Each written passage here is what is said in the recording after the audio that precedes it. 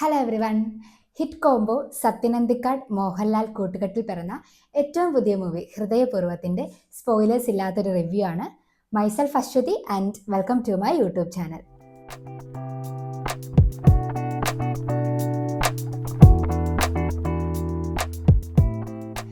മനസ്സ് നിറഞ്ഞ് കണ്ടു തീർക്കാൻ പറ്റുന്ന മോഹൻലാലിൻ്റെ ഒരു ബെസ്റ്റ് എവർ ഫീൽ ഗുഡ് മൂവിയാണ് ഹൃദയപൂർവ്വം. ഒരുപാട് നാളുകൾക്ക് ശേഷമാണ് നല്ലൊരു ഫീൽ ഗുഡ് മൂവി, അതും മോഹൻലാലിൻ്റെ കാണുന്നത്. അതിൻ്റെ സാറ്റിസ്ഫാക്ഷൻ വേറെ ലെവലായിരുന്നു. എനിക്ക് തോന്നുന്ന ഒരുപാട് ബഹളങ്ങളോ പ്രൊമോഷൻസോ ഒന്നും ഇല്ലാതെ വന്നൊരു മൂവിയാണ്. പക്ഷേ സത്യൻ അന്തിക്കാട് എന്ന് പറഞ്ഞ ഒരു ഡയറക്ടറിൻ്റെ അടുത്തുള്ള നമ്മുടെ ട്രസ്റ്റ് ഉണ്ടല്ലോ, അത് കംപ്ലീറ്റ്ലി അദ്ദേഹം കീപ്പ് ചെയ്തെന്ന് തന്നെ വേണം പറയാൻ. സിനിമയുടെ ഏറ്റവും വലിയ ഒരു പോസിറ്റീവ് ഫാക്ടർ എനിക്ക് തോന്നിയത് അതിൻ്റെ കാസ്റ്റിംഗ് ആണ്. മോഹൻലാലിൻ്റെ ക്യാരക്ടറിൻ്റെ പേര് സന്ദീപ് എന്നാണ്, ഒരു ക്ലൗഡ് കിച്ചൺ നടത്തുന്ന ഒരാൾ. പിന്നീട് വരുന്ന രണ്ട് ക്യാരക്ടേഴ്സ് സംഗീത് പ്രതാപ് ചെയ്യുന്ന ജെറി എന്ന് പറഞ്ഞ ക്യാരക്ടറും ഫീമെയിൽ ലീഡ് മാളവിക മോഹൻ്റെ ഹരിത എന്ന് പറഞ്ഞ ക്യാരക്ടറും. ഇതിൽ സംഗീതിൻ്റെ ക്യാരക്ടർ പണ്ടത്തെ മോഹൻലാൽ മൂവീസിലൊക്കെ മോഹൻലാലിൻ്റെ ക്യാരക്ടറിനെ സപ്പോർട്ട് ചെയ്യുന്ന കുറച്ച് റോളുകൾ ഉണ്ടായിരിക്കും. കൂടുതലും ഒരു ഫ്രണ്ട്സ് എന്ന് പറഞ്ഞ ഒരു കാറ്റഗറിയിലായിരിക്കും വരിക. ജഗതി, മുകേഷ്, ഇന്നസെൻറ്റ് ഇവരൊക്കെ പ്ലേ ചെയ്തിരുന്ന ഒരു റോള്. ഈ ക്യാരക്ടേഴ്സ് മോഹൻലാലിൻ്റെ ക്യാരക്ടറിനും ആ ഒരു എൻറ്റയർ മൂവിക്കും കൊടുക്കുന്ന ഒരു ലൈഫുണ്ട്. ഈ സിനിമയിൽ അങ്ങനെ ഒരു ലൈഫ് കൊടുക്കുന്നത് ശരിക്കും സംഗീതിൻ്റെ ക്യാരക്ടറായിട്ടുള്ള ജെറിയാണ്. സീനിയർ ആക്ടേഴ്സിൻ്റെ ഒക്കെ അതേ ലെവലിൽ നമുക്ക് പ്ലേസ് ചെയ്യാൻ പറ്റുന്ന ഒരു ആക്ടറായിട്ട് സംഗീത് മാറിയിട്ടുണ്ട്. മോഹൻലാലിൻ്റെ ക്യാരക്ടറിന് ഒരു ഹാർട്ട് സർജറി വേണ്ടി വരികയും അതിനുശേഷം അദ്ദേഹത്തിനെ സപ്പോർട്ട് ചെയ്യാനായിട്ട് വരുന്ന ഒരു നേഴ്സിൻ്റെ ക്യാരക്ടറാണ് സംഗീത് പ്ലേ ചെയ്തിരിക്കുന്നത്. പക്ഷേ അദ്ദേഹത്തിൻ്റെ ആക്ടിങ് ഭയങ്കര റിയലിസ്റ്റിക് ആക്ടിങ് ആണ്. ഈ ഒരു ഫുൾ മൂവി എൻഗേജിങ് ആയിട്ട് കൊണ്ടുപോകാൻ സംഗീതിൻ്റെ ക്യാരക്ടർ ഭയങ്കരമായിട്ട് ഹെൽപ്പ് ചെയ്തിട്ടുണ്ട്. അദ്ദേഹത്തിൻ്റെ ആ ഒരു ആക്ടിങ് പെർഫോമൻസ് ശരിക്കും വേർത്ത് മെൻഷനിങ് ആണ്. അതുപോലെ തന്നെയാണ് മാളവികയുടെ ക്യാരക്ടറും. മാളവികയുടെ ആ ഒരു ആക്ടിങ് സ്റ്റൈലുണ്ട് സാധാരണ ഫീമെയിൽ ആക്ടേഴ്സിൽ നിന്ന് കുറച്ച് ഡിഫറെൻ്റ് ആയിട്ട് എനിക്ക് തോന്നാറുണ്ട്. ആളുടെ ആ ഒരു ഡയലോഗ് ഡെലിവറിയും മുഖത്തെ കുറച്ച് എക്സ്പ്രഷൻസും നമുക്കൊരു ഫ്രഷ് ഫീലിംഗ് ഈ സിനിമയിലുടനീളം മാളവിക കീപ്പ് ചെയ്തിട്ടുണ്ട്. മാളവികയുടെ ഒരു പെർഫെക്റ്റ് കാസ്റ്റിംഗ് ആയിട്ടാണ് എനിക്ക് തോന്നിയത്. മറ്റൊരു കാര്യം എനിക്ക് ഏറ്റവും കൂടുതൽ ഇംപ്രസീവായിട്ട് തോന്നിയത്, സിനിമയിൽ ഒരുപാട് ഇമോഷൻസ് വരുന്നുണ്ട്.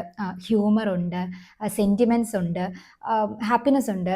ഈ എല്ലാ ഇമോഷൻസും പ്രേക്ഷകരിലേക്ക് കറക്റ്റായിട്ട് എത്തിക്കാനായിട്ട് ഡയറക്ടർക്ക് സാധിച്ചിട്ടുണ്ട്. അത് സീനിയർ ആയിട്ടുള്ള ഇപ്പം പ്രിയദർശൻ, സത്യൻ അന്തിക്കാട് ഇങ്ങനത്തെ സീനിയർ ഡയറക്ടേഴ്സിനെല്ലാം ഇതിനൊരു പ്രത്യേക ടാലൻ്റ് ഉണ്ടെന്ന് എനിക്ക് തോന്നിയിട്ടുണ്ട്. ഇപ്പം ഇറങ്ങുന്ന പുതിയ മൂവീസിൽ പുതിയ ഡയറക്ടേഴ്സിൻ്റെ പല മൂവീസിലും എനിക്ക് തോന്നുന്ന അത് ഒരു പരിധി വരെ വിജയിക്കാത്തതിൻ്റെ കാരണം ഈ ഇമോഷൻസ് കറക്റ്റായിട്ട് പ്രേക്ഷകരിലേക്ക് എത്തിക്കാൻ അവർക്ക് സാധിക്കാത്തതാണ്. ചില സീനിൽ നമുക്കും ചെറുതായിട്ട് കണ്ണ് നിറയുന്ന പോലെ തോന്നും. ഹ്യൂമർ ആണെങ്കിൽ നന്നായിട്ട് ആസ്വദിക്കാൻ പറ്റും.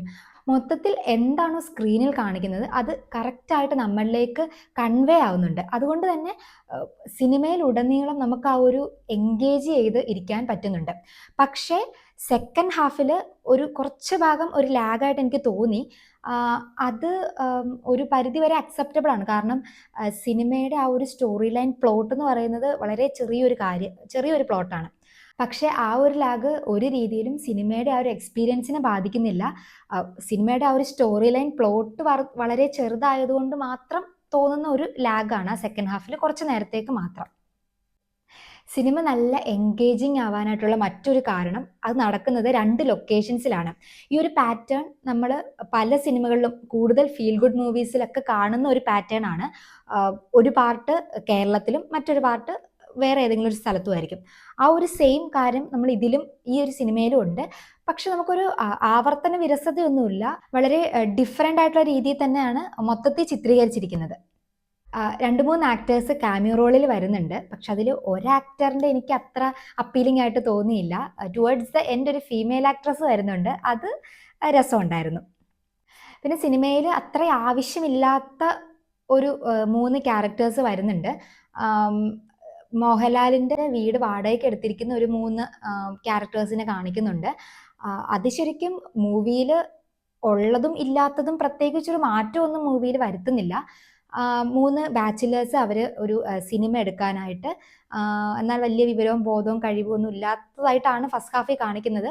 എന്നാൽ സിനിമയുടെ അവസാനം അവർക്കൊരു നല്ലൊരു പ്രൊഡ്യൂസറിൻ്റെ ഒരു വലിയ പ്രോജക്റ്റ് കിട്ടുന്നു.